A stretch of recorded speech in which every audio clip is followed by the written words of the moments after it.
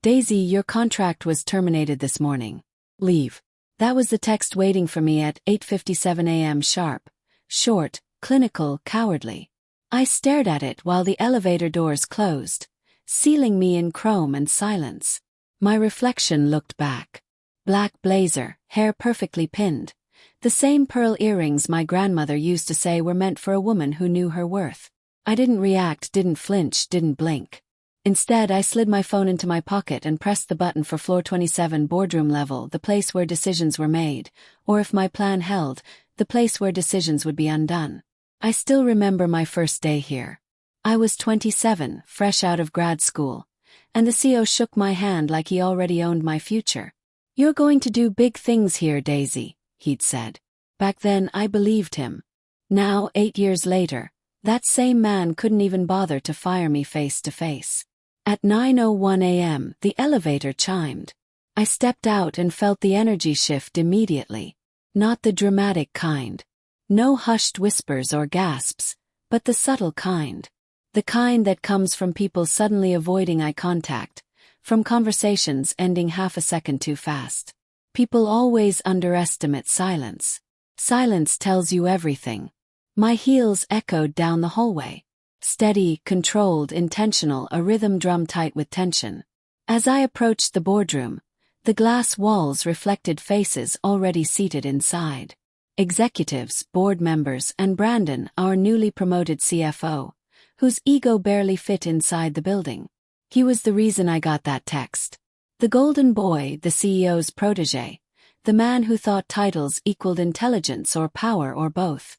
I opened the boardroom door without knocking. Every head snapped toward me. Brandon choked on air. "Daisy." His voice cracked. "You're not supposed to be here." Smiled. Not a warm smile. Not a friendly one. The kind you give right before a checkmate. "Oh, that's interesting," I said calmly. "My calendar says otherwise." Me be clear. I wasn't surprised by the firing. I'd seen it coming 3 months ago. Sudden secret meetings. Missing email access. I previously had my name disappearing from invitation lists. I used to be required in the soft betrayal always comes quietly. Not like thunder but like humidity. You don't notice until you can't breathe. So I prepared quietly. Precisely. Relentlessly. Because the first rule of corporate survival is simple. Never let someone take from you what they didn't build with you. Back in the boardroom, Brandon exchanged a panicked look with the CEO.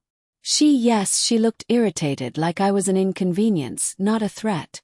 "Daisy," she exhaled, standing. "You were notified. You're no longer." I interrupted her.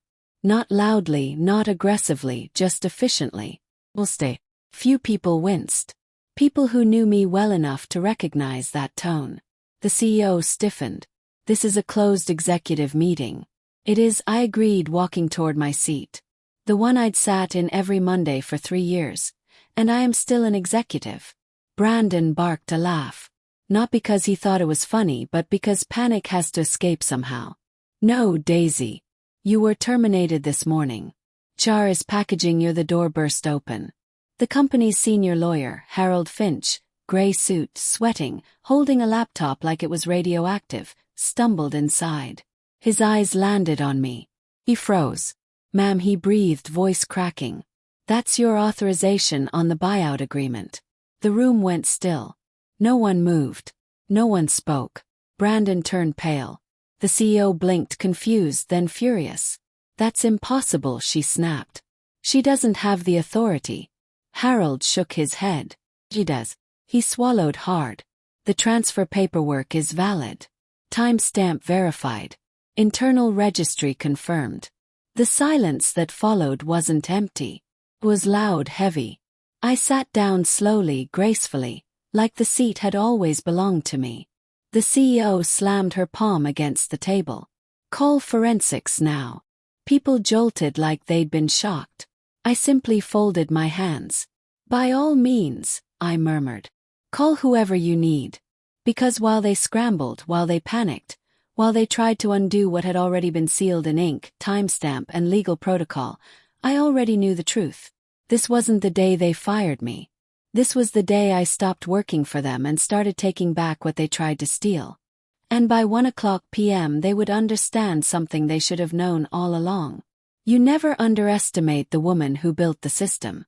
The first person to break after the CEO's outburst wasn't Brandon. It was the board chair, Lane Wu. Calculated. A woman who rarely reacted to emotional chaos. She leaned forward, hands clasped, voice calm enough to slice through panic.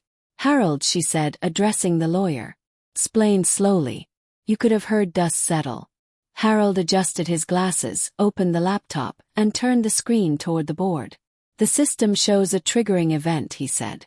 "Stamped at 8:04 this morning," he swallowed. "Tied to a dormant executive buyout clause." The CEO scoffed. "We never approved any dormant buyout clause." But Harold didn't look at her. He looked at me because he remembered.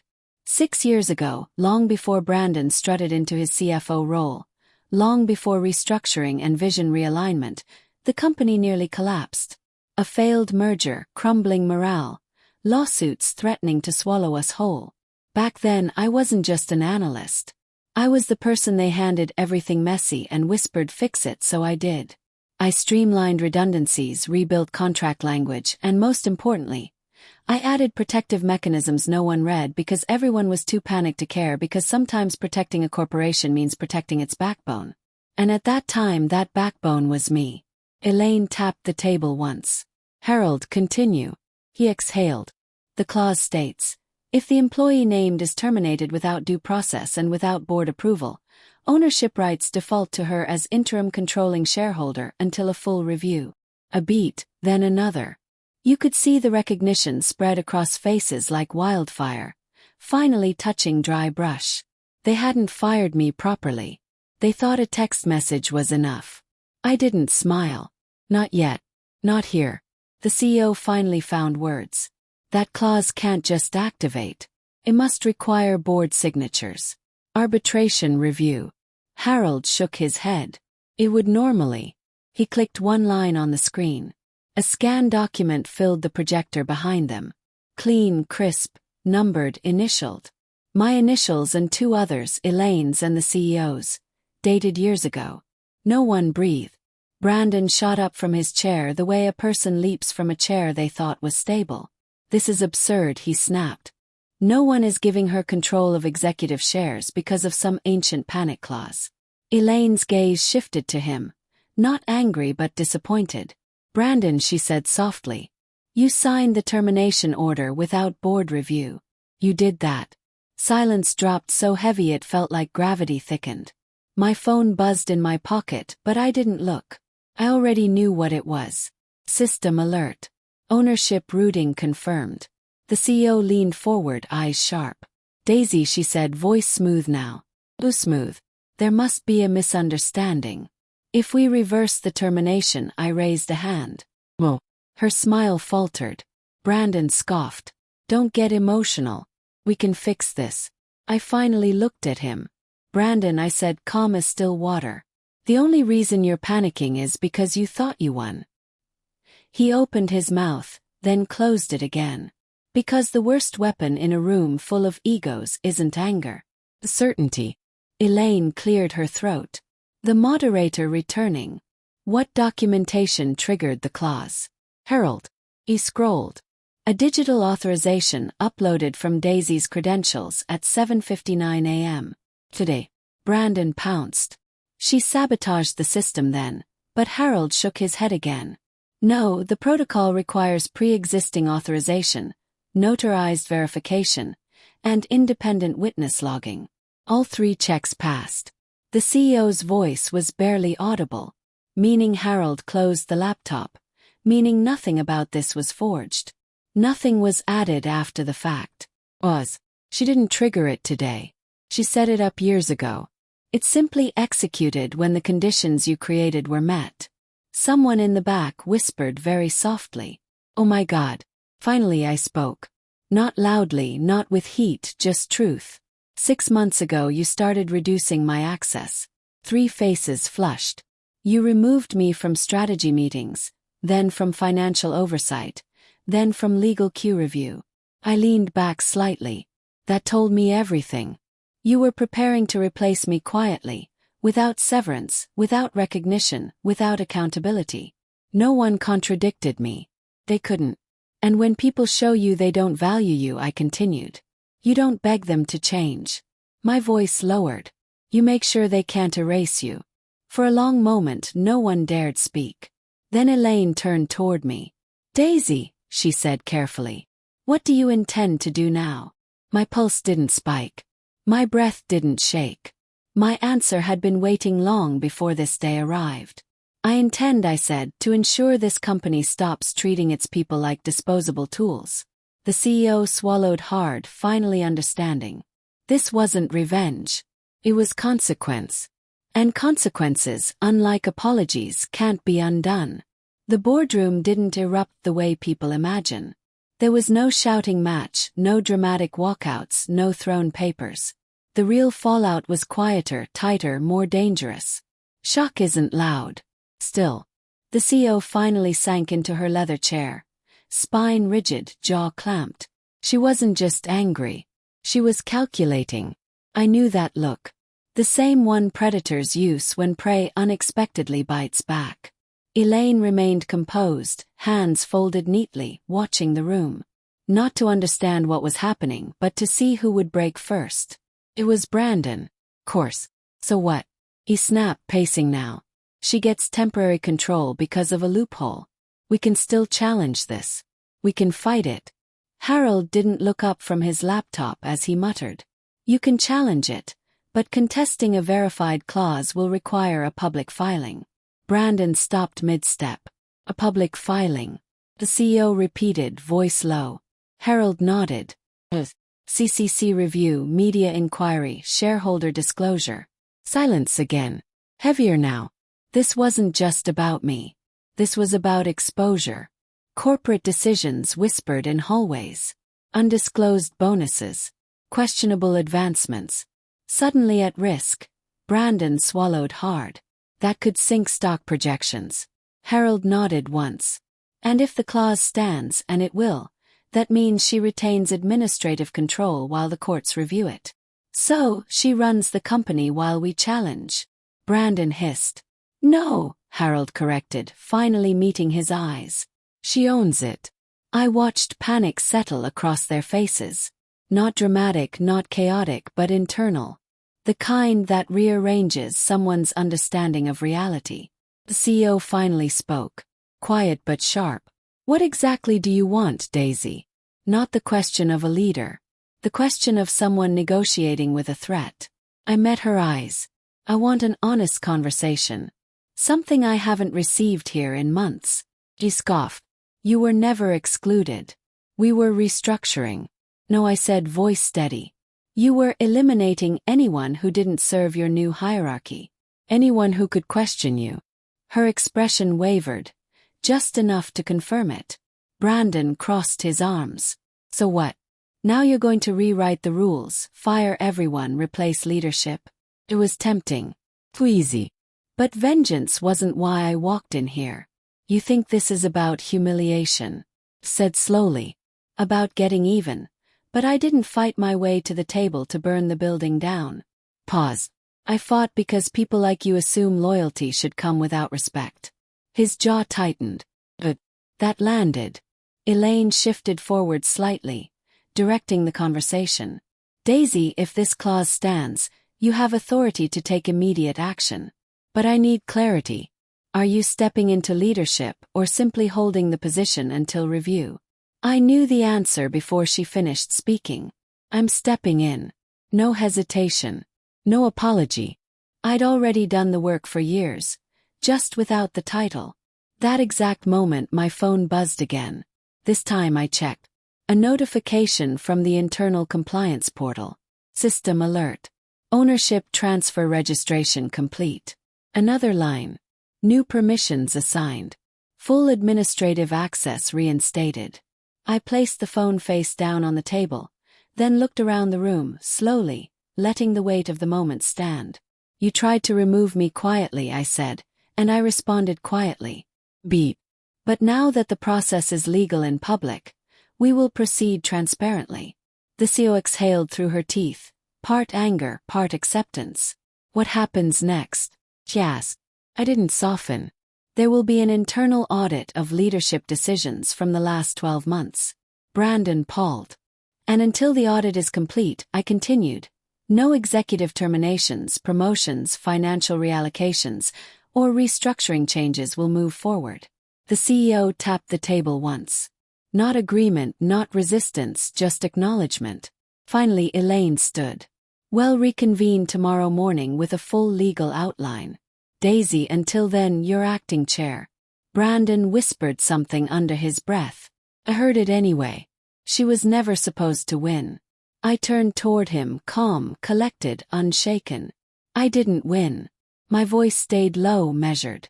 You just lost because you underestimated the wrong person. As the board members stood and slowly filed out, no one looked at me with dismissal anymore.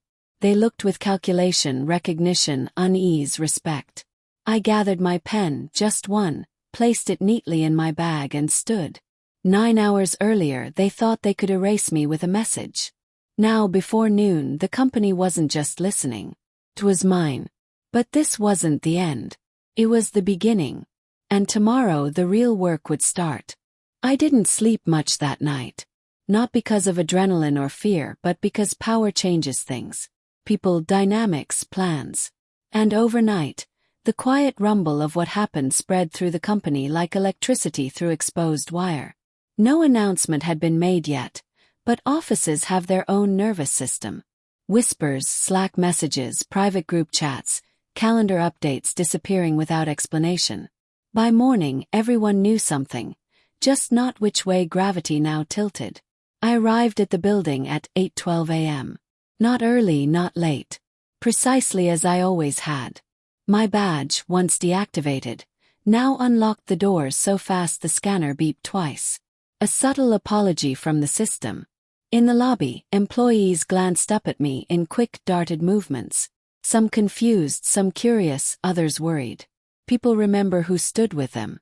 People also remember who didn't. As I reached the elevator, a voice called softly behind me. Daisy. Turned.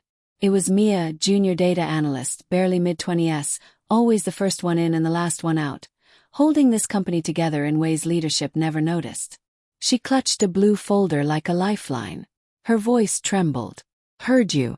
Well, I don't know what I heard. Is it true? I held her gaze. That depends. What version did you hear? That they tried to fire you, she whispered. And now you're running things. She didn't say it with fear. She said it with hope. I nodded once. I'm acting chair until review, possibly longer. Her shoulders dropped, not in relief, but in something close to vindication. That's good, she said quietly. You're fair. Then after a beat, most of us needed that. She didn't wait for a response. She walked away before confidence could betray her. The elevator doors opened and I stepped inside, feeling the shift. This wasn't about revenge anymore. It was responsibility. The board meeting was scheduled for 9 o'clock. When I walked in at 8:59, the room was already full. No one ignored me now. Elaine acknowledged me with the smallest nod. The CEO avoided eye contact. Brandon looked like someone had swallowed his confidence and left him with the shell. Harold cleared his throat. Before we begin, he said, I need to confirm for the record that the ownership transfer has passed legal verification and cannot be overturned without court-mandated cause. He looked at me and there is no cause. Silence. Then Elaine turned to me. Daisy, the floor is yours. The gravity of that sentence wasn't lost on anyone. I stood, not dramatically, just deliberately, and placed a printed folder at the center of the table. A year ago I began. Employee satisfaction surveys were quietly archived instead of reviewed. A flicker of surprise moved across the CEO's face. Yes, I continued. I know about that. And yes, I know why. I clicked the remote and a screen illuminated behind me. Graphs, timelines, reports. This company was built on innovation, I continued. But somewhere along the way, leadership shifted focus from building value to protecting seats. No one spoke. The restructuring wasn't about improving operations, I said softly. It was about eliminating challenge, eliminating dissent, eliminating anyone who remembered how the company was built. Brandon exhaled sharply, defensive. "Oh wait, whoa." Cut in firm, not loud. "You will have time to speak, but right now you will listen." His mouth closed, and this time he stayed quiet. Clicked again. A new slide. Turnover statistics, compensation disparities, executive bonuses during layoffs. Mia's team listed among the lowest paid departments. "This board has forgotten the most basic principle of leadership." I said, "People don't work for companies. They work for people they trust." For the first time, the CEO looked directly at me, not angry but exposed. "So here's what will happen." I placed both hands on the table. "Effective immediately, all ongoing restructuring will pause. An independent audit will begin, focusing on financial decisions and compliance." Ella nodded. "Approval, not obligation. We will also begin department evaluations, not to eliminate roles, but to understand what support has been ignored." A few board members shifted. Uncomfortable. But growth was never comfortable. And finally I added, HR will no longer report exclusively to executive leadership. They will report to the board, specifically through me, until ethical standards are confirmed. The CEO's jaw tightened. "You're dismantling the system," she murmured. I met her eyes. Steady, unflinching. "No," I said softly. "I'm rebuilding the one we promised when we hired people who believed in us." For a long moment the room held still. Not resistance, not acceptance, just processing. Then Elaine spoke quietly, almost with relief. Motion to proceed under Daisy's outlined mandate. Hands raised one by one, even the CEO's. Brandon's was the last. Slow, reluctant, but it lifted. Motion passed. As the room emptied, Elaine paused beside me. "You know," she said, "most people who get power this suddenly use it to destroy." I looked at her. "Maybe that's why most leaders aren't remembered for the right reasons." She smiled. "Not big, not soft, just real. We'll see who you become." I nodded once. "We will, because tomorrow wasn't going to be the fight. It would be the rebuild." And rebuilds always revealed the truth. Who deserved power and who only wanted it. 3 weeks later, the company looked the same from the outside. Same glass windows, same navy blue lobby, same front desk orchid that somehow never died. But inside, everything had shifted. The audit confirmed what most employees already suspected. Selective promotions, favoritism, silenced complaints, and financial decisions that benefited a handful at the top while entire departments struggled. No crimes, nothing criminally prosecutable, just something worse. Neglect. The kind of leadership that drains potential, not with violence but with indifference. And cleaning that up wasn't exciting. It wasn't glamorous. It wasn't a dramatic boardroom explosion like the day everything changed. It was paperwork meetings, listening, uncomfortable truths. The real work began after the shock wore off. On a rainy Thursday morning, the final audit report was delivered to the board. Elaine opened the meeting. "Today," she said, "we vote on whether Daisy remains in permanent leadership capacity as chair and acting CEO. No dramatics, no raised voices, just procedure." Brandon looked different, flatter somehow, like someone removed the scaffolding holding up his ego. He hadn't spoken much since the clause activated. The CEO sat beside him, still sharp, still composed, but quieter. I didn't speak until the floor opened. "When you fired me," I began. "You didn't do it because I failed." No one interrupted. "You did it because I made you uncomfortable." The CEO's expression tightened, not in anger, but recognition. "You wanted someone compliant," I continued. "Someone who wouldn't question decisions. Someone who would sign silently and disappear when it was convenient." Pause. "But companies don't survive on compliance. They survive on integrity." The room remained still, absorbing that truth. Then I placed a single sheet of paper at the center of the table. "My decision," I said, "is not to remove either of you." Both heads snapped up. Brandon blinked. The CEO looked stunned. "People make bad decisions when they're afraid." Continued. This company has been operating in fear. Fear of financial losses, fear of accountability, fear of change. I met each board member's eyes. So instead of punishment, we rebuild culture, transparency, shared leadership, ethical operations. Elaine exhaled. Not relief exactly, but respect. You want reform, she said quietly. No, I corrected. I want accountability and growth. Voting began one by one, hands lifted, steadier than before. When it came to Brandon, he hesitated, then finally said, yes. Soft but real. The CEO lifted her hand last, not because she resisted, but because she was processing something heavier. This company wasn't slipping through her fingers. It was finally becoming what she once hoped it could be before ego, pressure, and ambition distorted it. Yes, she said. Motion passed unanimous. After the meeting, most people filtered out quickly. Politics exhausted them, but the CEO remained seated. She finally looked at me. Not as a threat, not as a rival, but as an equal. You could have ended my career, she said. He nodded.